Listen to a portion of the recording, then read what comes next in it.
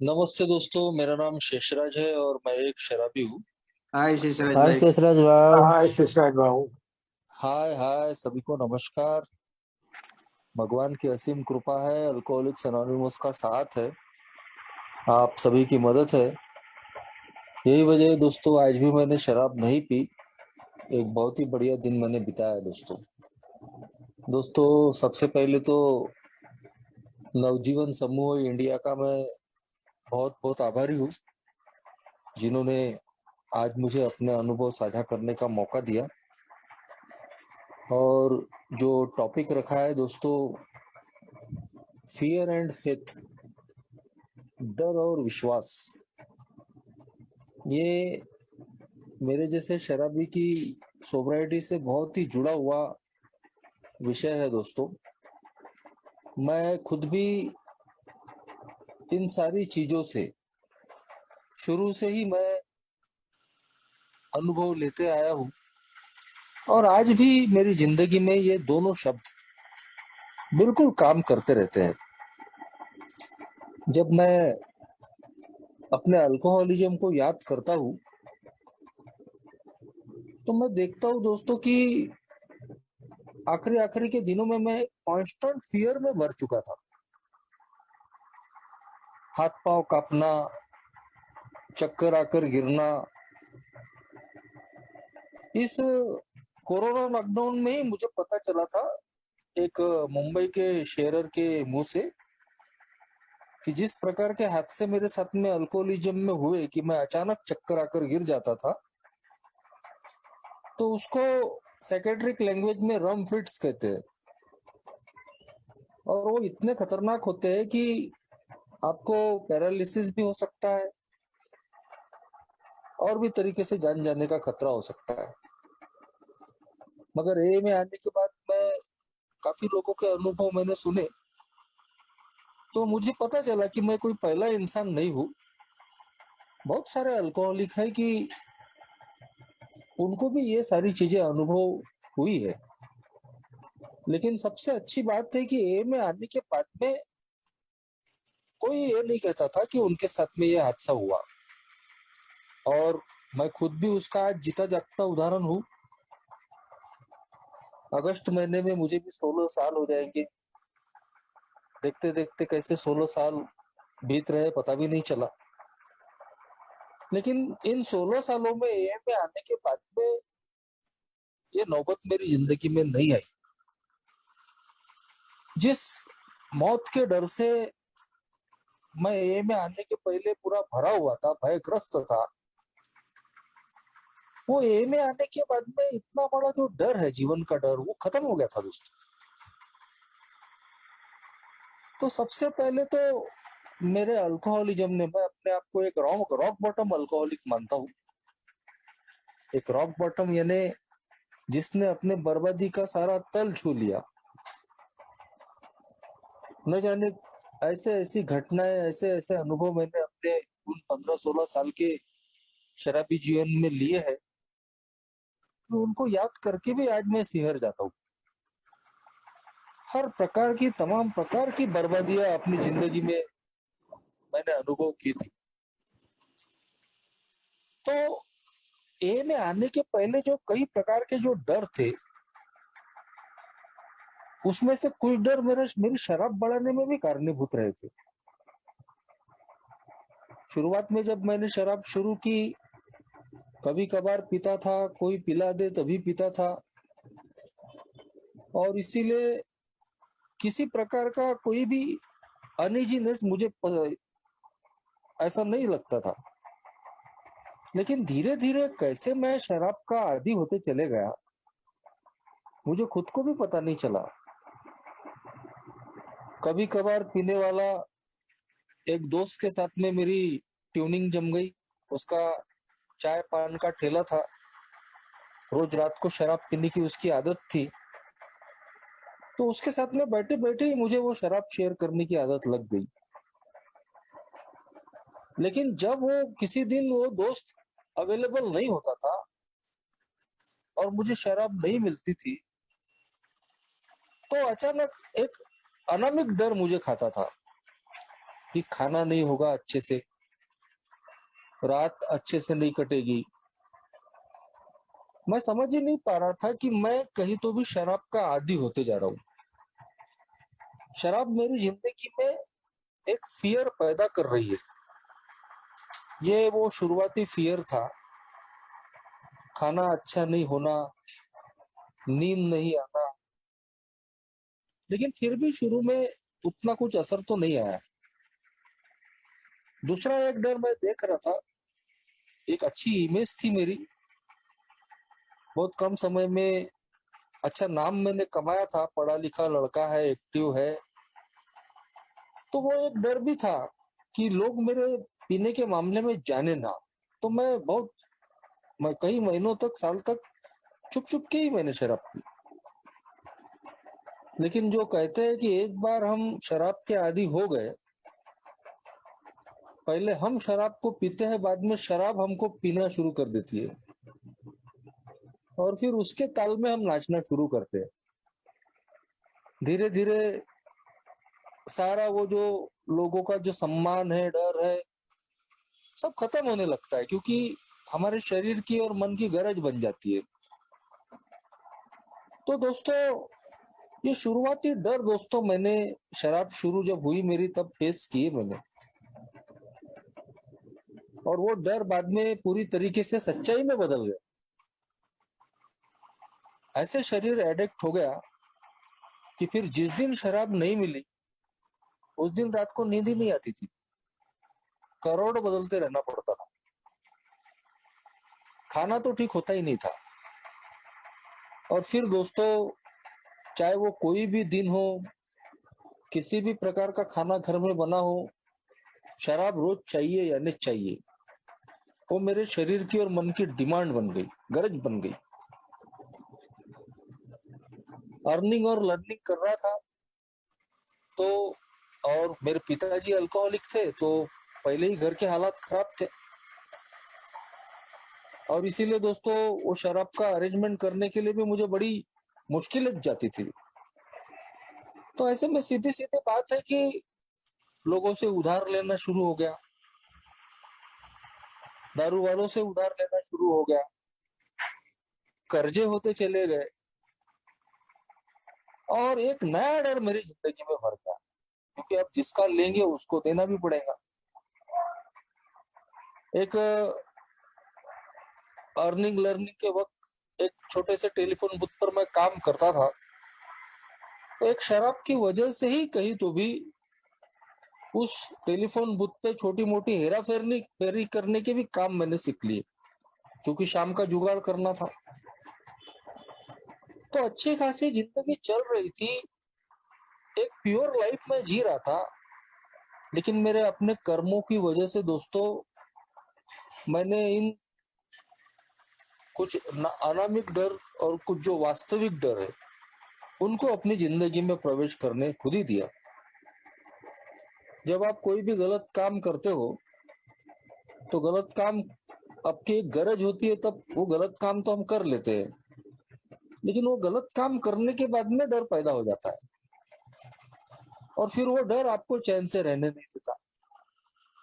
तो शराब का जुगाड़ करने के लिए जो भी गलत चीजें मैं कर रहा था, वो भी फाइनली मेरे मन में डर ही पैदा कर रहा था। मैं बोल सकता हूँ दोस्तों कि शराब जिंदगी में आने के पहले मुझे अपनी नींद लेने के लिए किसी भी प्रकार का नशा करने की आवश्यकता नहीं पड़ती थी। लेकिन जैसे ही शराब जिंदगी में आई, धीरे धीरे वो बढ़ते चली गई, मेरा नशा मेरी गरज बन गई। वो जो नैसर्गिक मेरी नींद थी, वो कहीं तो भी खत्म हो गई दोस्तों। बहुत ही जल्दी मैं कंपल्सिव ड्रिंकिंग में आ गया। एक तरफ में शराबीपन बढ़ रहा था, दूसरी तरफ जीवन में जो फ्रस्ट्रेशन थे, निराशाएं थी, पिताजी के अल्कोहलिज्म से कहिए या और अन्य चीजों की वजह से, तो उस फ्रस्ट्रेशन ने भी मेरी शराब को बढ़ाने का काम किया। जब ए में आने के बाद में अपनी मोरल इन्वेंटरी मैंने ली, तो मेरा शराबीपन बढ़ाने में बहुत सारी चीजें कारणीभूत थी। लोगों के प्रति खुन्नस गुस्से की भावना, चाहे वो घर के लोग हो, बाहर के लोग हो, जिंदगी के प्रति चिढ़, मैं जो पाना चाहता हूँ वो मुझे हासिल नहीं हुआ, नहीं हो पा रहा है, उसका फ्रस्ट्रेशन, और अनगिनत ऐसी बहुत सारी चीजें। यंग था, अनमैरिड था, तो बिल्कुल इसमें इनकार नहीं किया जा सकता कि कुछ सेक्सुअल चीजें भी थी, नीड्स भी थी। उन सारी चीजों ने भी मेरे शराबीपन को बढ़ाने का काम किया। और दोस्तों, धीरे धीरे एक एक करके मेरे जीवन का एक एक जो फ्रंट था वो धीरे धीरे नेस्तनाबूद होना शुरू हो गया। जो अच्छा नाम कमाया था वो नाम खराब होते जा रहा था। आर्थिक स्थिति पहले ही खराब थी और ज्यादा खराब हो रही थी। अपने अल्कोहलिज्म में ही मैंने एक अपनी अच्छी एजुकेशन डिग्री पास की थी दोस्तों। कई बार आखिरी के पेपर्स मैंने साल के पेपर्स मैंने शराब के नशे में ही छुड़ाए, क्योंकि बगैर शराब पिए मेरी कलम ही नहीं चलती थी, मेरा पेन ही नहीं चलता था। तो जैसे तैसे मैंने अपनी अल्कोहलिज्म में ही डिग्री कंप्लीट की। एक अच्छे प्रोफेशन में मैं गया, लेकिन वहां भी दोस्तों मैं अपना दारू की बोतल ही लेकर गया। और बहुत जल्दी ही दोस्तों मैं वहां भी इसी क्षेत्र में नाम कमाया। जिस काम के लिए मैं गया था वो काम तो मैं पूरा खराब कर चुका था। एक शराबी का लेबल लेकर मैं घूमने लग गया था। तो बहुत ही जल्दी 24 आवर्स का मैं शराबी बन गया था दोस्तों। और वैसी ही मेरी पहचान भी हो चुकी थी। सुबह उठते बराबर हाथ पांव कांपना, और सुबह उठते बराबर ही मुझे शराब की गरज लगती थी। आखिर के दिन मुझे याद है कि शराब का जुगाड़ जमाने के लिए भी मेरे अंदर जो ताकत नहीं होती थी, शराब का अड्डा 15 मिनट की दूरी पे था, वहां तक पहुंचने की भी मेरे में हिम्मत नहीं होती थी। इतने जोरों से दिल धड़कता था, हाथ पांव कांपते थे, तो ऐसा लगता था कि जान तो नहीं निकल जाएंगी। तो शराब पीने के लिए भी मुझे कहीं तो भी सबसे पहले शराब का सहारा लेना पड़ता था। सामने में ही एक घर में शराब मिलती थी, पहले वहां पीता था, और फिर थोड़ी ताकत आती थी तो वो ताकत लेकर मैं वो 15 मिनट दूर के अड्डे पर जाता था। 2003 में मैं बीमार गिरा, मैं मरते मरते बचा दोस्तों।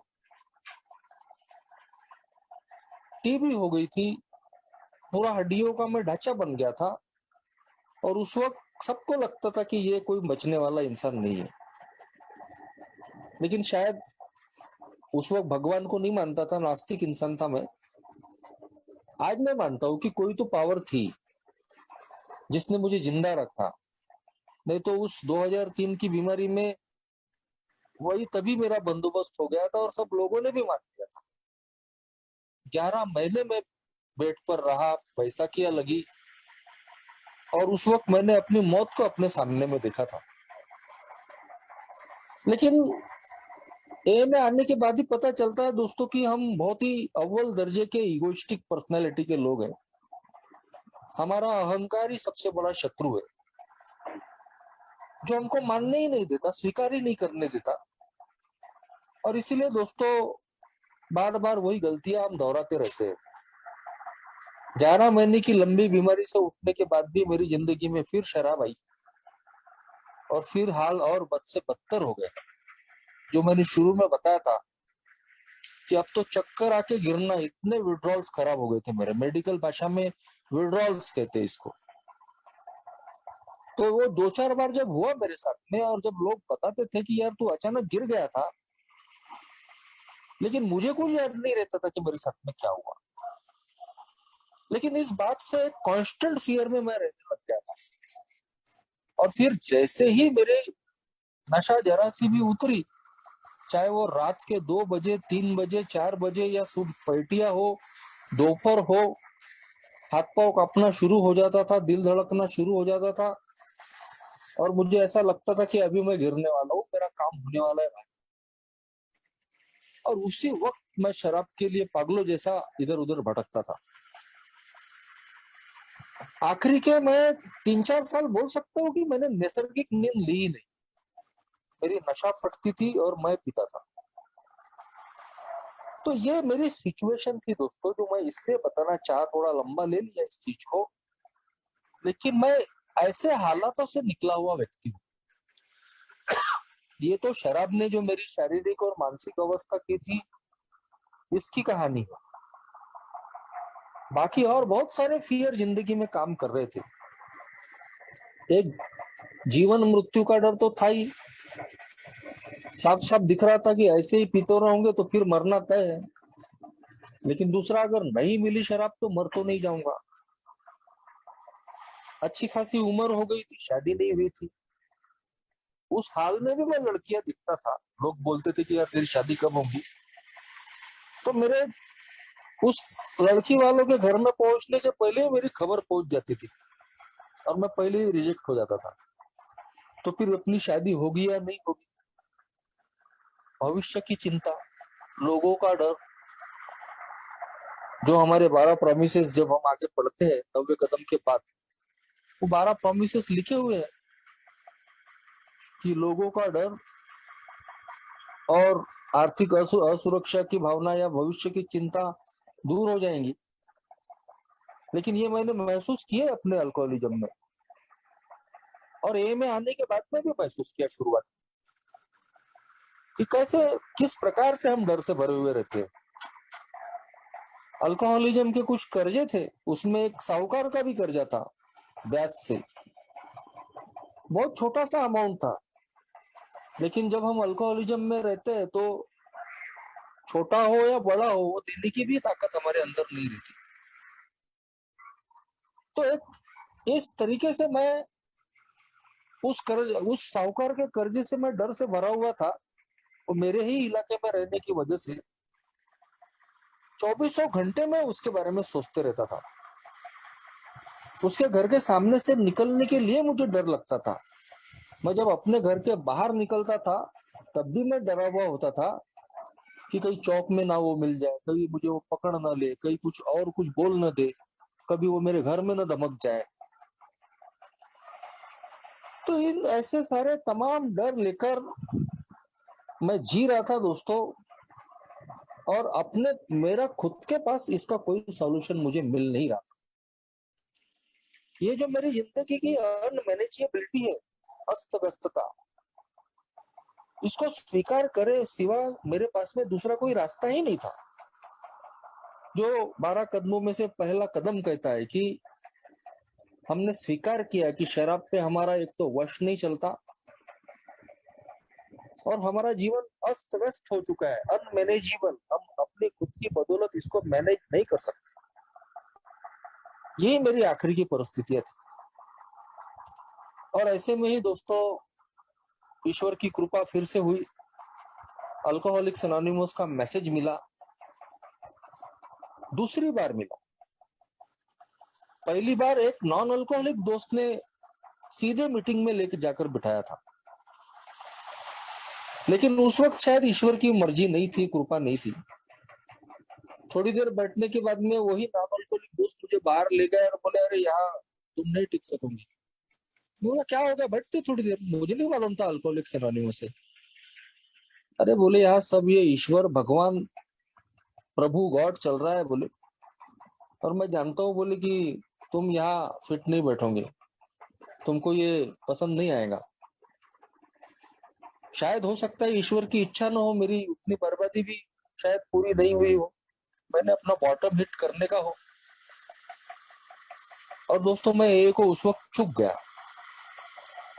लेकिन कुछ सालों के बाद में फिर दोबारा एक अल्कोहलिक दोस्त ने, जो हम एक ही इलाके में रहते थे, साथ में ही पिया करते थे, 2 महीने से वो दिखे नहीं थे मेरे दोस्त। 2 महीने के बाद में जब वो दिखे तो शराब से दूर थे, और वो एक सबसे बड़ी उम्मीद की किरण थे कि ये आदमी मेरे ही जैसा शराब पीने वाला ये बोल रहा है कि 2 महीने से दारू से दूर हूँ, किसी मीटिंग में जाता है, तो वो मेरे लिए एक मिराकल था। और उस पर अविश्वास दर्शाने वाली कोई बात ही नहीं थी, क्योंकि मेरे सामने की बातें थी। तो ना नुकर करते करते मैं अल्कोहलिक्स अनोनिमस की मीटिंग में आया, जो एक विश्वास की बिल्कुल हल्की छोटी सी किरण मेरा दोस्त लेकर आया था। अल्कोहलिक्स अनोनिमस की मीटिंग में आने के बाद, उस पहली ही मीटिंग में मुझे ऐसा लगा दोस्तों कि ये जगह है जहां मेरी शराब बंद हो सकती है। मेरा दोस्त ही नहीं, इतने सारे लोग शराब से दूर है। ये विश्वास उस मीटिंग में आया दोस्तों। और पहले ही दिन से मैं इस अल्कोहलिक्स अनोनिमस से, इस फेलोशिप, इस मीटिंग से ऐसे चिपक गया कि पिछले 16 सालों से मुझे फिर पीछे पलटकर देखने की आवश्यकता नहीं पड़ी। दिन ब दिन ये जो विश्वास है, ये मजबूत ही होते चले गया। और आज दोस्तों मैं देखता हूं कि ये पूरी तरीके से श्रद्धा में बदल चुका है। जो बिलीफ थी, अब वो फेथ बन चुका है।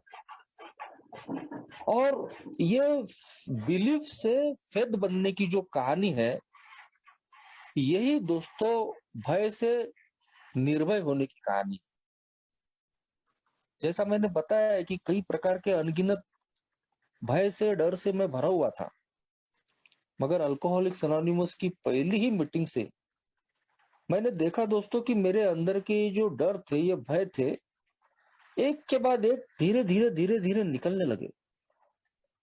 जैसे जैसे विश्वास बढ़ा, वैसे वैसे इस डर में कमी आई। पहले एक अविश्वास था कि यार मेरी शराब बंद होगी कि नहीं होगी। लेकिन अल्कोहलिक्स अनोनिमस के जो मेंबर्स मैंने देखे, मेरे पहले आए हुए, वो अपने अनुभव पूरी ईमानदारी से, खुले मन से शेयर कर रहे थे। और उस ईमानदारी और खुले मन से शेयर करने की वजह से कहीं भी अविश्वास नहीं आया कि ये लोग कहानियां बना रहे या झूठ बोल रहे। वो लग रहा था कि नहीं यार, ये अपनी आप बीती बता रहे हैं, तो इनकी शराब बंद हो सकती है, तो मेरी भी हो सकती है। दोस्तों, अपनी उच्च शक्ति कबूल करने की बात ए में कही जाती है।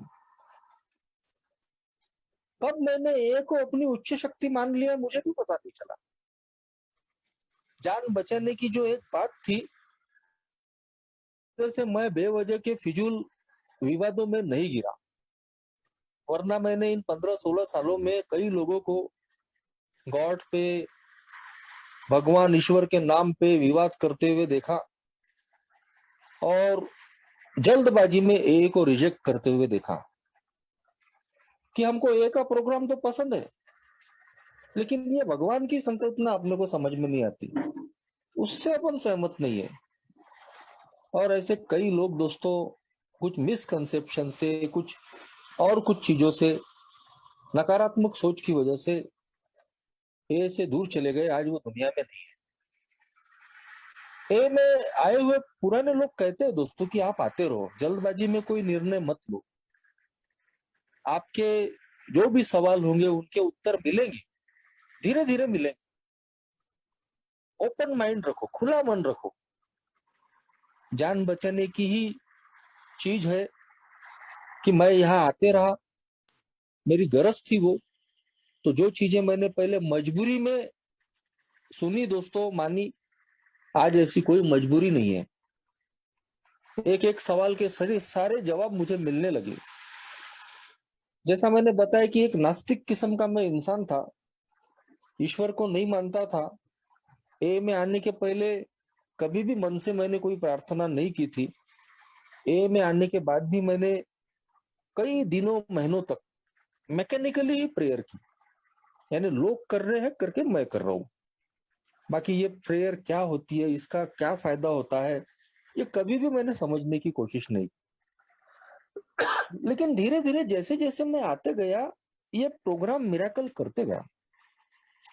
मैंने पीछे पलट के देखा कि मैं वही इंसान हूँ जो 24 घंटे शराब के बारे में सोचता था, एक दिन भी शराब से दूर रह नहीं सकता था। वो दिन बीत रहे, हफ्ते बीत रहे, महीने बीत रहे, शराब से दूर हो रहा है, जबकि परिस्थितियां तो बड़ी खराब है। सब कुछ तो जैसे का वैसा है। शराब बंद करने से मेरी जिंदगी की समस्याएं दूर नहीं हुई थी, जीवन से सिर्फ शराब बंद हुई थी, लेकिन बाकी जो समस्या है वो जैसी की वैसी ही थी। काम धंधा पूरा खराब हो चुका था, सामाजिक बहिष्कार झेल रहा था, कर्जे थे, वो कर्जे जैसे के वैसे थे, शरीर 35-40 किलो का था, एक भविष्य की चिंता हमेशा लगी रहती थी, शादी नहीं हुई थी, शादी होगी या नहीं होगी, काम धंधा ठीक हो गया या नहीं होगा, लोगों के कर्जे चुकता हो गए या नहीं होगे, लोग अपनाएंगे या नहीं अपनाएंगे। कुछ कुछ चीजें ए में आने के बाद सोबराइटी में भी ऐसी कुछ घटित हो रही थी कि वो अंदर से तोड़ने का काम कर रही थी। ये लगता था कि यार क्या होगा, दारू, अब दारू तो बंद हो गई, इतना बड़ा जिंदगी की समस्या दारू, वो बंद हो गई कि वो अपने जीवन को एंजॉय नहीं कर पाता। इतनी बड़ी जिंदगी की समस्या मेरी शराब बंद हुई, लेकिन जैसे ही शराब की समस्या खत्म हुई, मैंने दूसरी समस्याओं को अपने सर पर बिठा लिया। मगर पुराने लोग दोस्तों हमारे इस प्रोग्राम की ताकत है, वो अपने अनुभव से हमको नीचे नहीं गिरने देते, हमारा हौसला नहीं टूटने देते और हमारी सोबराइटी के रक्षक बन के खड़े रहते हैं। तो शुरू में जैसे ही मैंने बताया कि कुछ चीजें हमारा हौसला तोड़ने वाली भी होती है, कभी आर्थिक परेशानी आती है, कई कई और परेशानी आ जाती है, लेकिन अगर हम ऑल टाइमरों के टच में है, प्रोग्राम रेगुलरली प्रैक्टिस कर रहे हैं, एक मीटिंग्स बराबर कर रहे हैं, तो इन सारी परेशानियों से हम आराम से निकल सकते हैं। शुरू में ही मेरे साथ में एक हादसा हुआ, एक जगह मेरी एंगेजमेंट फिक्स हो गई थी और दोस्तों उस एंगेजमेंट की खबर मैं सबको देखकर शाम को जब घर पहुंचा तो घर के लोगों ने बताया अरे एंगेजमेंट तो कैंसिल कर दिया आगे वालों ने। तो मैं तो दोस्तों खड़े खड़े कांपने लग गया था, ऐसे हाथ पांव कांप रहे थे मेरे। मुझे ऐसा लग रहा था कि यार कितनी बड़ी बात हो गई, कितनी बदनामी होगी मेरी, कि अभी मैं सबको खबर देकर आया कि मेरी एंगेजमेंट है और अभी बता रहे घर के लोग कि वो एंगेजमेंट सामने वालों ने कैंसिल कर दी। लेकिन ये ग्रेस ऑफ गॉड ही है कि मेरे अंदर में पीने का विचार नहीं आया। उसका कारण भी मैं ये मानता हूँ कि निरंतर मैं ए के टच में रहा था, पहले ही मीटिंग से लगातार मीटिंग में कर रहा था, ए का काम कर रहा था, ए में अपने को आपको इन्वॉल्व कर दिया था। और दोस्तों जब शाम को मैं मीटिंग में पहुंचा, एक ओल्ड टाइमर से ये सारी चीजें शेयर की, उसने यही कहा, बोले गड़बड़ मत करो, बोले जो चाहते हो वो आज नहीं कल मिल जाएगा, लेकिन तुम्हारे लिए सोबराइटी कम फर्स्ट। अगर सोबर रहोगे तो सब मिलेगा और सोबर ही नहीं रहोगे तो कुछ भी मिलने वाला नहीं है। आज मैं उस ओल्ड टाइमर को बहुत बहुत धन्यवाद देता हूँ दोस्तों कि उसने मेरा हौसला बरकरार रखा। 16 साल के बाद में आज मैं चीजों को देखता हूँ तो 16 साल पहले की एक भी समस्या आज मेरी जिंदगी में नहीं है। 16 साल पहले की आज भी, आज कुछ परेशानियां है, वो अलग प्रकार की है, 16 साल पहले वाली नहीं। लेकिन ये एक उम्मीद बनाती है कि जैसे 16 साल पहले की समस्याएं आज नहीं है, तो अगर आज कुछ समस्या है तो वो भी कल नहीं रहने वाली। मेरे ये सोबराइटी के 15-16 साल दोस्तों यही कहानियां बताती है। अनगिनत ऐसे उदाहरण मेरी जिंदगी में आए, ऐसे अनगिनत उतार चढ़ाव आए। हम वैसे भी ए में आने के बाद ही पता चला दोस्तों कि हम इमोशनली सिक लोग हैं, भावनात्मक रूप से बीमार लोग। भावनात्मक रूप से कमजोर होते हैं ये तो मालूम था, अपनी भावनाओं को नियंत्रण में रखना नहीं आता, बहुत जल्दी हम भावनाओं में बह जाते हैं। लेकिन हम इमोशनली सिक है, तो कहीं तो भी यही जो इमोशनल सिकनेस है, यही मेरे अंदर में अलग अलग कारणों से, छोटे छोटे कारणों से फियर पैदा करते रहता है, डर पैदा करते रहता है। एक किंग बेबी सिंड्रोम से ग्रसित इंसान, अपने आप को बादशाह समझने वाला, एक राजा की सोच रखने वाला, जो चाहता है कि सब कुछ उसके मन के हिसाब से हो, मैं जैसा चाहूंगा वैसा होना चाहिए, लोग मेरे हिसाब से चले, परिस्थितियां मेरे अनुकूल रहे हमेशा, मैं जैसा चाहता हूँ वही हो। लेकिन हकीकत यह है दोस्तों कि ऐसा होता नहीं है। तो जब तक होते रहता है तब तक अच्छा लगता है, और जैसे ही मन के विपरीत होना शुरू हो गया कि हम अंदर से हिलने लग जाते हैं, हम भावनात्मक रूप से अस्थिर होना हमारा शुरू हो जाता है। इमोशनल इनसिक्योरिटी, फाइनेंशियल इनसिक्योरिटी, ये हमारी सोब्राइटी को खराब करने के काम करते रहती है। हम शराब से तो दूर है, लेकिन मानसिक रूप से विचलित रहते हैं, तनाव में रहते हैं, चिंता में रहते हैं। कैसे होगा, क्या होगा, होगा कि नहीं होगा, हमारे पास में जो है वो चला तो नहीं जाएगा। ऐसे अनगिनत कई प्रकार के डर से हम भरे हुए रहते हैं दोस्तों। कुछ डर वास्तविक रहते हैं, लेकिन बहुत सारे डर काल्पनिक रहते हैं। एक हमारी आदत बन जाती है कि राई को पहाड़ बनाने का या रस्सी को सांप बनाने वाला। तो अल्कोहलिक्स एनोनिमस में हर प्रकार के फियर का, डर डर से निकलने का जो रास्ता है बताती है, वो है दोस्तों फेथ, श्रद्धा। और जैसा मैंने बताया कि मैं नास्तिक इंसान था, भगवान को मानता नहीं था, प्रार्थना में कभी ए में आने के पहले किया नहीं था, लेकिन मजबूरी ही में से ही ये सारी चीजें धीरे धीरे मुझे समझनी पड़ी और मुझे करनी पड़ी। शुरू में मैंने अल्कोहलिक्स एनोनिमस को ही अपनी हायर पावर माना, और अपने आप को पूरी तरीके से मैंने ए में झोंक दिया। शराब के मामले में सही मैं इस बात को समझ गया था कि मैं अगर जिंदा रहना चाहता हूँ, शराब से दूर रहना चाहता हूँ, तो ए के अलावा दूसरा तीसरा कोई रास्ता नहीं है। तो ये मेरा ए के प्रति एक फेथ था दोस्तों, श्रद्धा थी।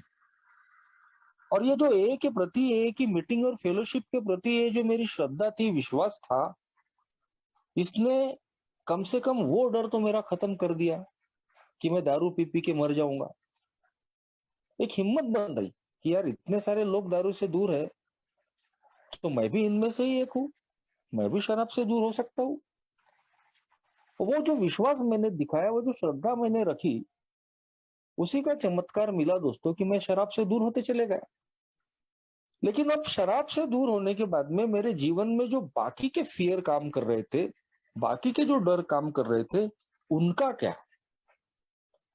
कहीं तो भी तीसरे कदम ने दोस्तों मेरे जो बाकी के जो डर है वह है, उनसे निकलने का रास्ता खोला। अपना मन और जीवन उस शक्ति के हवाले सौंप देना जिसको हम अपना भगवान समझते हैं, God of my understanding. Alcoholics anonymous ने पूरी स्वतंत्रता मुझे दी कि मैं अपनी समझ के ईश्वर को चूज कर सकता हूँ, अपनी कंसेप्ट का, माय ओन कंसेप्ट। मुझे लोगों से, लोग जिस ईश्वर को मानते हैं, अगर वो मुझे पसंद नहीं है तो ये मेरी अपनी चॉइस है। मैं किसी भी चीज को अपना ईश्वर मान सकता हूँ। और ये दोस्तों इतना आसान तरीका था अपने फेथ को बढ़ाने का, कायम रखने का। लेकिन मैंने जैसा बताया कि बहुत सारा प्रोग्राम मैंने मजबूरी में लिया, कि दूसरा कोई ऑप्शन ही नहीं है। शराब से दूर था, लेकिन मेरी बाकी की जो जीवन की समस्याएं थी, उनके सामने में मैं हतबल था। मैं सिर्फ शराब के मामले में ही हतबल नहीं था दोस्तों, मैं अपने जीवन के और भी अन्य कई क्षेत्रों के मामले में हतबल था। मेरी शादी नहीं हुई थी, वो शादी होना मेरे हाथ में नहीं था। मेरा काम धंधा पूरा खराब हो चुका था, वो ठीक करना मेरे हाथ में नहीं था। लोग मेरे से दूर चले गए थे, उनको फिर से वापस मेरे से जोड़ना उस वक्त मेरे हाथ में नहीं था। लोगों के कर्जे थे, वो चुकता करना मेरे हाथ में नहीं था। तो कुल मिला के मैं सिर्फ शराब के ही मामले में हतबल नहीं था दोस्तों, मैं अपने जीवन के और भी कई प्रकार के मामलों में हतबल था। और यही जो हतबलता थी मुझे तीसरे कदम में लेके आई कि बात तो माननी पड़ेगी, चाहे फिर हंस के स्वीकार कर लो या रो के स्वीकार कर लो। तो फिर अगर ऑप्शन दो ही है कि हंस के स्वीकार कर लेना या रो के स्वीकार कर लेना, तो फिर रो के क्यों स्वीकार करें, हंस के ही क्यों ना स्वीकार करें। जो होगा सो देखा जाएगा, जैसी परिस्थिति है कबूल है। शुरू में तीसरा कदम गले उतरता ही नहीं था, समझता ही नहीं था। एक तो नास्तिक दिमाग बोलता था कि मन और जीवन ईश्वर के हवाले सौंप देना। पहले तो ये बताओ, ये ईश्वर कौन है, और फिर ये मन और जीवन किसके हवाले सौंप देना और कैसे सौंप देना। तो इसमें ही बहुत उधेड़ बुन में, और मैंने उसके बाद भी कई नए लोगों को इन्हीं शब्दों जाल में उलझते हुए देखा। कई लोगों को कई सालों तक तीसरी स्टेप समझ में नहीं आती, लेकिन मेरे स्पॉन्सर ने बहुत ही सिंपल तरीके से बताया, शब्दों में मत उलझो, किताबी भाषा में मत जाओ, मान लो जैसी परिस्थिति है वैसी कबूल है, जो भी परिस्थिति है ईश्वर की इच्छा समझ के कबूल कर लेना, वही मन और जीवन ईश्वर के हवाले सौंप देना। तो ये जो सिंपल व्याख्या दोस्तों प्रोग्राम की जब हो जाती है ओल्ड टाइमरों के जरिए से, तो जीना बड़ा आसान हो जाता है। मैंने मान लिया दोस्तों, शराब बंद हो गई थी, लेकिन बाकी जो समस्याओं से मैं जो जूझ रहा था, मैंने देख लिया कि ये मेरे हाथ में नहीं है। शादी कब होगी, मेरे हाथ में नहीं है। मेरा काम धंधा कब ठीक होगा, मेरे हाथ में नहीं है। लोग कब अपनाएंगे, मेरे हाथ में नहीं है। मेरी आर्थिक स्थिति कब ठीक होगी, मेरे हाथ में नहीं है। लेकिन अगर मैं, मेरे हाथ में नहीं होने के बावजूद भी अगर मैं इनसे लड़ रहा हूं, तो ये सिवाय तकलीफ, चिंता, तनाव और परेशानी के मुझे कुछ नहीं दे रही, और मैं अपने सोब्राइटी के आनंद नहीं ले पा रहा हूँ, जीने का आनंद नहीं ले पा रहा हूँ। इतनी बड़ी जिंदगी की समस्या शराब मेरी बंद हो गई है, उसको एंजॉय करने की बजाय मेरे चेहरे पे 12 बजे हुए हैं। मैं परेशान हूँ, मैं रो रहा हूँ, कैसा होगा, क्या होगा। तो कदम हमारी इसीलिए लिखे गए दोस्तों, ये 12 कदम, और वो भी स्टेप बाय स्टेप। पहले कदम के बाद दूसरा, दूसरे के बाद तीसरा, तीसरे के बाद चौथा। ये सीक्वेंस काम मैटर करता है दोस्तों। बनाने वालों ने जो बनाया है, ये ईश्वरीय प्रोग्राम है, कुछ सोच समझ के ही बनाया है। जैसे ही शराब से दूरी हमको मिलती है, तीसरा कदम हमारी जिंदगी में बहुत मायने रखता है। ये हमारी सोब्राइटी को बचाने का काम करता है, मेरे अंदर के सारे डर को खत्म करने का काम करता है, मजबूरी में ही सही। जैसे ही मैंने तीसरे कदम को अपनाया, जो भी जैसी भी परिस्थिति है उसको कबूल कर लिया, दोस्तों मैंने देखा तुरंत सारे प्रकार के डर डर जो है वो मेरी जिंदगी से मैंने निकलते हुए देखा। क्योंकि जब हम अपने आप को किसी न किसी उच्च शक्ति या ईश्वर के हवाले सौंप देते हैं, उसकी इच्छा के हिसाब से चलने की जब हम कोशिश करते हैं, तो हम अपनी मनमानी करना,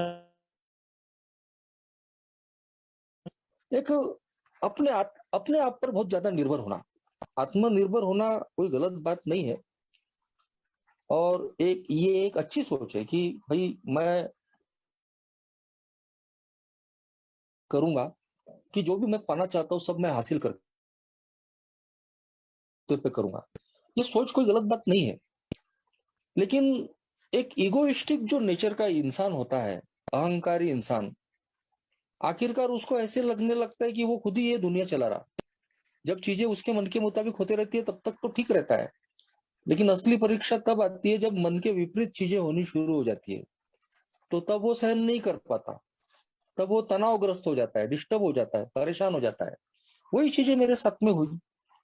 कैसे मैं अपने आप को ही दुनिया का भगवान समझने लग गया था। थैंक्स गॉड कि अल्कोहलिक्स एनोनिमस ने मेरी वास्तविकता मेरे सामने में रखी, कि कुछ चीजों को तुम बदल सकते हो और कुछ चीजों को तुम बदल नहीं सकते, जो हमारी सेरेनेटिव प्रेयर कहती है। मेरी जिंदगी का सच ये प्रार्थना सामने रख देती है। तो जो जिन चीजों को मैं बदल नहीं सकता, जो मेरे हाथ में नहीं है, तनाव में रहने की बजाय, चिंता में, भय में रहने की बजाय, सबसे अच्छा तरीका है कि मैं इस तनाव को, बोझ को, डर को अपनी समझ के ईश्वर पे छोड़ दूं। और जैसे ही तीसरे कदम को मैंने अपनी जिंदगी में प्रैक्टिस करना शुरू किया, जो भी तनाव थे, जिस भी प्रकार के अलग अलग भय थे, जब मैंने उनको ईश्वर के हवाले छोड़ना शुरू किया, तो मैंने देखा दोस्तों कि मैं तनाव रहित हो गया हूं, मैं स्वतंत्र हो गया हूं। जब हम ईश्वर पे डिपेंड होते हैं, डिपेंड होना कभी भी अच्छी चीज नहीं है। लोगों पे आश्रित होना हम कभी भी नहीं चाहेंगे। हमारी पहले आदत थी कि हम हर बात के लिए लोगों पे डिपेंड थे, और आखिरकार हम फिर लोगों की नजरों में ही छोटे हो गए। तो डिपेंडेंसी अच्छी बात नहीं होती है कि हम हमेशा किसी न किसी पे निर्भर रहे, लेकिन भगवान पे निर्भर होने के लिए पैसा नहीं लगता। ये एक ऐसी मानसिक क्रिया है दोस्तों कि सही मायने में हमको स्वतंत्र कर देती है, बदले में कुछ देना भी नहीं पड़ता। तो ये जब मैं थर्ड स्टेप को मैंने अपनी जिंदगी में प्रैक्टिस करना शुरू किया, तो तमाम प्रकार के जो फियर थे, डर थे, तनाव था, भविष्य की चिंताएं थी, मैंने देखा दोस्तों कि मैं उससे मुक्त हो रहा हूँ। धीरे धीरे जब हम प्रोग्राम में आगे बढ़ते जाते हैं, स्टेप्स लेना शुरू करते हैं, तो प्रोमिसेस आते हैं जो कहते हैं कि लोगों का जो डर है, फियर ऑफ पीपल एंड जो आर्थिक असुरक्षा की जो भावना है, वो कहीं तो भी आपकी दूर हो जाएंगी। तो जब हम इन कदमों पे जब हम काम करते हैं, हम तीसरे कदम पे ईश्वर पे अपना विश्वास बढ़ाते हैं, श्रद्धा बढ़ाते हैं, तब हम देखते हैं दोस्तों कि ये दोनों चीजों में कमी आती है। आर्थिक जो परेशानी है वो हर अल्कोहलिक को फेस करनी पड़ती है, चाहे वो अल्कोहलिज्म में हो या सोब्राइटी में हो। आज भी मैं कई बार आर्थिक परेशानियों को, इमोशनल जो अप डाउन से उसको परेशान, वो चीजों को आज भी मुझे फेस करना पड़ता है। हमेशा हमको लगता है कि हमारे मन के मुताबिक चीजें होनी चाहिए, लेकिन हमेशा वो होती नहीं है। तो आर्थिक समस्या लगभग दुनिया में सबको लागू है दोस्तों। अमीर को भी लागू है, गरीब को भी लागू है। सभी को इन समस्याओं से गुजरना पड़ता है। उनके रूप अलग अलग होंगे, लेकिन हमको इसी के साथ में जीवन बिताना पड़ता है। लेकिन जब हम भगवान पे विश्वास करते हैं दोस्तों, उस पे श्रद्धा रखकर काम करते हैं, तो हम ये देखते हैं कि हम ऐसी किसी भी प्रकार की परिस्थिति में अपने आप को नॉर्मल रख सकते हैं, अपने आप को विचलित होने से हम बचा सकते हैं। कोरोना लॉकडाउन में, उसके पहले जैसा मैंने बताया कि मेरा काम धंधा पूरा खराब हो चुका था और गुडविल से काम चलता है, लेकिन मैंने पूरा गुडविल खराब कर दिया था। तो शुरुआत ए में आने के बाद भी शुरुआत के कई साल आर्थिक फ्रंट पे मेरा दोस्तों काफी मैं पीछे था और काफी तनाव का सामना करना पड़ता था। लेकिन ए में मैंने सीखा था कि भगवान पे श्रद्धा रखो और अपनी आध्यात्मिक प्रगति पे ध्यान दो। अगर पैसा कमाने की अंधी दौड़ में शामिल हो गए, तो हो सकता है कि सोबराइटी हाथ से जा सकती है। ऐसे अनगिनत लोगों को मैंने देखा दोस्तों कि जो फिर इजी मनी के चक्कर में गए, सट्टा, लैटरी, जुआ, 2 नंबर के काम, तो अपनी सोबराइटी नहीं बचा पाए। कुछ लोग सोबराइटी तो कायम रख पाए, लेकिन कई प्रकार के और अन्य प्रॉब्लम्स में फंस गए। तो मैंने शुरुआत में आर्थिक फ्रंट पे बहुत तकलीफें झेली दोस्तों, लेकिन मैंने अपनी श्रद्धा बरकरार रखी। मैं गलत रास्ते में नहीं गया और उसके नतीजे मिले कि धीरे धीरे सिचुएशन क्लियर होती गई। ये कहती है दोस्तों कि समाधानी वृत्ति रखो। अपनी जो जरूरतें हैं, कई तो भी वो वाजिब जरूरतें हो, ग्रैंडियोसिटी में आके हम काम न करें, दिखावे के बड़प्पन में न जाए, बहुत ज्यादा और बार बार कर्जा लेने की आदत से हम बचे। तो वो जो फाइनेंशियल जो इनसिक्योरिटी है, उससे हम कहीं तो भी बच सकते हैं। या हम अपनी इन्वेंट्री भी ले सकते हैं कि बार बार हम कर्जे के शिकार क्यों हो रहे हैं, क्या हमारी आदत बन गई है कर्जे लेने की। कर्जा ले लो और फिर डर से भर जाओ, तो ये चीज कभी हम हमारी सोबराइटी को भी खराब कर सकती है। या फिर हमें ऐसी कुछ खामियां हैं कि जिसकी वजह से हम कोई भी काम धंधा ठीक तरीके से नहीं कर पा रहे। तो ये अपने आत्म विवेचन की बात है कि अगर मैं ऐसे आर्थिक मामलों के अगर डर से भरा हुआ हूँ, किसी प्रकार के आर्थिक भय मुझे सता रहे हैं, तो उसके पीछे जाकर मैं इन्वेंट्री लूं कि मेरा काम धंधा है तो काम धंधे के हालात ऐसे क्यों है। अगर मैं कर्जे में भरा हुआ हूँ, तो इतने कर्जे मेरे पर कैसे हुए। कई लोगों के उदाहरण है कि अल्कोहलिज्म में जितने कर्जे नहीं थे, सोब्राइटी में उससे कई गुना कर्जे हमारे हो गए।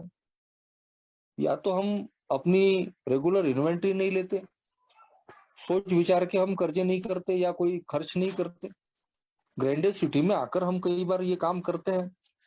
और इसीलिए दोस्तों, कभी कभार ये जो कर्जे है, हमको बेफिजूल के डर में लेकर चले जाते हैं, जो हमारी सेरेनिटी के लिए बहुत ही घातक चीजें होती है। तो आखिरकार इन सारी चीजों से निकलने के लिए अल्कोहलिक्स एनोनिमस ने एक रास्ता मुझे यही बताया दोस्तों, कि मैं अपनी सेल्फ विल चलाने की बजाय, अपनी मनमानी भरी जिंदगी जीने की बजाय, आज के दिन ईश्वर की इच्छा मेरे लिए क्या है, अगर मैं इसके हिसाब से सोचने और जीने की अगर मैं कोशिश करता हूँ, तो मैं कई प्रकार की तकलीफों समस्याओं से बच सकता हूँ।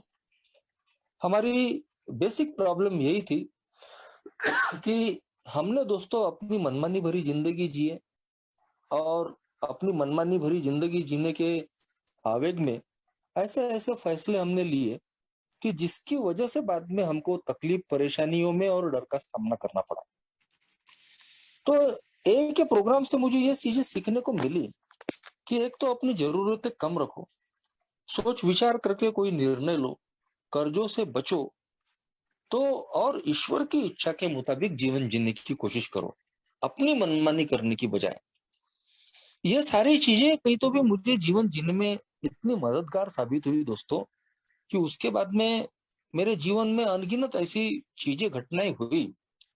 लेकिन इस प्रोग्राम को प्रैक्टिस करने की वजह से, और खास तौर पे तीसरे कदम में एक श्रद्धा अपने ईश्वर पे रखने की वजह से, मेरी समझ के ईश्वर के ऊपर श्रद्धा रखने की वजह से, मैं कभी भी दोस्तों अंदर से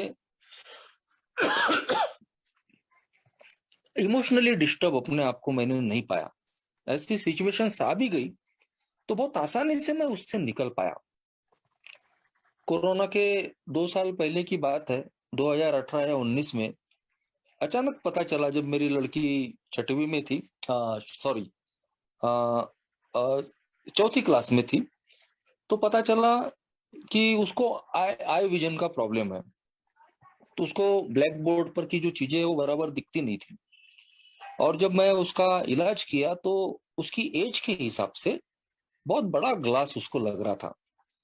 तो ये चीजें कहीं तो भी चिंता बढ़ाने वाली थी, कि लड़की की उम्र 7 साल की है, 8 साल की है, और अभी से इतना बड़ा चश्मा उसको लग रहा है, तो आगे कैसा होगा, आगे की पढ़ाई कैसे होगी इसकी, या फिर शादी कैसे होगी। एक जो अल्कोहलिक होता है वो तो राई का पहाड़ बनाने वाला होता ही है, जहां न पहुंचे रवि वहां पहुंचे कवि वाली किस्सा होती है हमारी। तो बैठे बैठे ही बहुत कुछ सोचना हम शुरू कर देते हैं। लेकिन ये प्रोग्राम मेरे साथ में था, और निरंतर ए में इन्वॉल्व लोगों के साथ, इनसे भी हमको बहुत कुछ सीखने को मिलता है। जब हम लोगों से अपने अनुभव बांटते हैं, लोगों की परेशानियां सुनते हैं, तो उनसे भी हमको एक हिम्मत मिलती है कि हमारी जिंदगी में कभी ऐसे अगर अनुभव आए तो हमको भी ये इसको फेस करना पड़ेगा। तो मैंने दोस्तों इस प्रोग्राम की बदौलत उस बात पे ज्यादा सोचा नहीं, लड़की का बराबर इलाज करते रहा। डॉक्टर्स ने बता दिए 1000-5000 में एक आध बच्चे को ये प्रॉब्लम होता है, लेकिन घबराने की आवश्यकता नहीं है। इतना रेगुलरली आप चेकअप करवाते रहिए, और कोई दवाई ववाई की आवश्यकता नहीं है। उन्होंने कुछ टिप्स दिए जिससे वो नजर खुल सके, जितनी खुल सकती है खुले। और फिर नहीं कोई इलाज तो वो तो फिर उसी स्थिति को कबूल करते हुए जीना पड़ेगा। और यकीन मानिए दोस्तों कि बहुत ही जल्दी मैंने इसको ईश्वर की इच्छा समझ के कबूल कर लिया। हिम्मत बंधी रही कि होगा कुछ ना कुछ पॉजिटिव। पूरे कोरोना के 2 साल में मेरी लड़की का नंबर नहीं बढ़ा दोस्तों। और अब भी पिछले 3 महीने पहले जब मैंने चेक किया, 3 साल के बाद में अभी एक थोड़ा सा नंबर उसका बढ़ा। तो ये ग्रेस है। अगर मैं भगवान पे भरोसा रखता हूँ, तो अब कम से कम ए में आने के बाद तो मेरा बुरा होने वाला नहीं है। सेकंड कोरोना लॉकडाउन में पूरा परिवार कोरोना पीड़ित हो गया था, सभी कोरोना पॉजिटिव हो गए थे। सिर्फ मेरा 2 साल का लड़का जो अभी 4 साल का है वो पॉजिटिव नहीं था। बाकी मेरी लड़की, मेरी माँ, मेरी बीवी और मैं। तो उसकी भी एक छोटी कहानी बताता हूँ दोस्तों, कि सबकी तबीयत 15 दिन से खराब थी, वो सेकंड वेव में कोरोना की। और एक प्राइवेट डॉक्टर के पास इलाज चल रहा था, लेकिन कुछ सॉल्यूशन नहीं मिल रहा था। तो आखिर में उसने बताया कि आप चेकअप करवा लो, बोले कोरोना टेस्ट करवा लो। सबने 1 साल टेस्ट किए, पहली रिपोर्ट मेरी आई, और मुझे बहुत अनईजी महसूस हो रहा था। तो मैंने दोस्तों कहीं तो भी उस वक्त भी मैं फोन पर ये मेंबरों के टच में लगे रहा था, तो मार्गदर्शन मिलते रहते थे। मेरे बाजू में ही एक क्वारंटाइन सेंटर था सरकारी। तो दोस्तों मैं खुद ही जाकर वहां पर एडमिट हो गया, और मैंने रात को जैसे ही वहां गया बेड पर, मुझे जो वहां बेड मिला, पहली फुर्सत में दोस्तों अगर कोई काम मैंने किया होगा तो अपना तीसरा कदम मैंने लिया। खाना भी नहीं खाया, खाना खाने की भी बिल्कुल कुछ इच्छा नहीं हो रही थी, लेकिन बेड पर जाते हुए सबसे पहले मैंने अपना तीसरा कदम लिया, भगवान के हवाले सब कुछ छोड़ दिया, और बोला कल मेरे परिवार के लोगों की रिपोर्ट आने वाली है। अब वो पॉजिटिव आती है निगेटिव आती है मुझे नहीं मालूम, भगवान ये सब कुछ देख ले। दूसरे दिन इतना फ्रेश होकर उठा दोस्तों मैं, और शाम को 4 बजे परिवार के लोगों ने भी फोन करके बताया कि वो भी सभी पॉजिटिव है, सिर्फ मेरा 2 साल का जब वो लड़का था वो निगेटिव है। मैंने वहां का वातावरण देख लिया कि वहां सब रह सकते हैं। मैंने पूरे परिवार को ही दोस्तों अपने पास बुला लिया, और अगले आने वाले 14 दिन हम उस क्वारंटाइन सेंटर में रहे। लेकिन यकीन मानिए कि मैं और मेरा परिवार हल्की भी शिकन डर और तनाव नहीं। उन 14 दिनों को हमने अच्छे से एंजॉय किया, जैसा भी हमको वहां रखा गया, भगवान की कृपा से सभी कुछ ठीक था। खाना अच्छा था, ट्रीटमेंट अच्छा था, लेकिन वहां भी मेरे काम मैंने अपने जारी रखे। एक ही मेंबर, कई लोग जो हॉस्पिटलाइज थे कोरोना से, उनसे बात करना, ओल्ड टाइमरों से बात करना, वहां पर जो और एडमिट लोग थे उनके साथ में काम करना, उनका उनको मदद करना। और कैसे 14 दिन बीत गए पता भी नहीं चला। जब हम 14 दिन के बाद में घर आए दोस्तों, उसके बाद में वो जो कोरोना की लहर है और बड़े खतरनाक तरीके से, और हम सब जानते हैं कि फिर लाखों लोगों को अपनी जान वहां खोना पड़ा। तो मैं बताना ये चाहता हूँ दोस्तों कि यदि मैं इस प्रोग्राम को प्रैक्टिस करता हूँ, अपनी समझ के ईश्वर पे मैं अगर भरोसा रखता हूँ, तो कम से कम सबसे पहले मैं भावनात्मक रूप से विचलित होने से मैं बच सकता हूँ। मेरी सोब्राइटी के लिए जो बिल्कुल कांच की तरह कच्ची है, उसके लिए सबसे ज्यादा महत्वपूर्ण चीज है कि इमोशनली मैं फिट रहूं, भावनात्मक रूप से मैं संतुलन में रहूं। हमारे को फाउंडर बिल डब्ल्यू इसीलिए कहते हैं, दारू बंद करने के बाद में क्या? तो दारू बंद करने के बाद में नेक्स्ट फ्रंटियर इमोशनल सोब्राइटी, यानी दारू बंद करने के बाद में अगला पड़ाव अगर कोई है तो वो है भावनात्मक संयम। शराब के मामले में संयम आ गया, अभी शराब को ना बोलने की ताकत आ गई, लेकिन जो भावनात्मक उतार चढ़ाव जिंदगी में आते हैं, इमोशनल टर्मोइल्स जो आते हैं, वो आने ही वाले हैं, रोज आने वाले हैं डे टू डे लाइफ में। 10वें कदम में जो 12 कदम 12 परंपराओं की जो पुस्तक है, तो 10वें कदम पे जो चैप्टर है, तो पहले ही पेज में शुरू में लिखा है कि हमारी एसिड टेस्ट होने वाली है। एसिड टेस्ट यानी तेजाबी परीक्षण, कि क्या मैं आज के दिन अपने आप को सोबर रख पाऊंगा, क्या मैं आज के दिन अपनी भावनाओं पे नियंत्रण रख पाऊंगा, क्या मैं आज के दिन अपने लिए और लोगों के लिए एक उपयोगी जीवन में जी पाऊंगा। तो भावनात्मक रूप से संयमित रहना मेरे लिए बहुत जरूरी है। अगर मैं सोबर रहना चाहता हूँ, अगर मैं सेरेनिटी चाहता हूँ, चित्त शांति चाहता हूँ, पीस ऑफ माइंड चाहता हूँ, लेकिन ये जो सेरेनिटी है, ये जो चित्त शांति है, ये जो पीस ऑफ माइंड है, वो बगैर भगवान पे भरोसा रखे, श्रद्धा रखे नहीं मिलने वाला। मैं अपनी बदौलत ये चीज हासिल नहीं कर सकता। ये जितनी जल्दी मैं समझ लूं, उतनी जल्दी मैं मेरी जिंदगी से तमाम प्रकार के जो फियर है, डर है, भय है, उनसे दोस्तों मैं मुक्ति पा सकता हूँ। आज तीसरा जो कदम है, मेरा बैकबोन है दोस्तों मेरी सोब्राइटी का। जैसे टू व्हीलर फोर व्हीलर में जो जो रास्तों पर जो गड्ढे होते हैं, कभी गड्ढा आता है, कभी स्पीड ब्रेकर आते हैं, तो वो सारे गड्ढों को सहन कर लेते हैं वो जो शॉक एब्जॉर्वर रहते हैं। तीसरा कदम एक ऐसा ही शॉक एब्जॉर्वर है दोस्तों, कि जब कभी भी मैं विचलित होता हूँ, किसी भी प्रकार के डर से मैं भरता हूँ, तो मैं अपने भगवान पे श्रद्धा बढ़ाता हूँ। उस पर श्रद्धा रखने की वजह से मैं ये जानता हूँ कि आज मेरा कुछ गलत होने वाला नहीं है, और मैं दोस्तों कहीं तो भी उस डर से उबर पाता हूँ। आज मेरे लिए अपने आप को सोबर रखना ही नहीं, एक अच्छी लाइफ, एक सेरेनिटी भरी जिंदगी, एक चित्त शांति भरी जिंदगी भी जीना बहुत जरूरी है। एक परिवार का मुखिया होने के नाते मैं अगर विचलित रहूंगा तो मेरा परिवार भी विचलित रहेगा, मेरा परिवार भी तनाव में रहेगा, मेरा परिवार भी भयग्रस्त रहेगा। 2 बार एक के प्रोग्राम से आते वक्त मेरे साथ में बड़े बड़े एक्सीडेंट हुए दोस्तों, शर्ट पैंट दोनों फट गई मेरी। लेकिन दोस्तों ये उसी ईश्वर की तरफ से मिला हुआ पावर था कि मैं अपने घर के लोगों को उस दिन तो मैंने कुछ भी नहीं बताया। अपने फटे कपड़े लेके मैं चुपचाप घर में आकर कपड़े बदलकर आराम से अपने दर्द को सहन करके लेटे रहा। फिर दूसरे तीसरे दिन मैंने अपने परिवार को बताया। एक बार एक के मेंबरों को पता चल गया था कि इसका एक्सीडेंट हुआ, मेरे साथ वाले की टांग टूट गई थी और 3 महीने का ही सोबर था। लेकिन मैंने सबको बता दिया था कि मेरे घर में कोई बताना नहीं। ये पावर कहाँ से आया, ये समझ कहाँ से आई, उनकी ताकत है। क्यों आज मैं जानता हूं कि अगर मेरे चेहरे पे 12 बजे रहेंगे, मैं अगर डिस्टर्ब रहूंगा तो मेरा परिवार किसका मुंह देखेगा।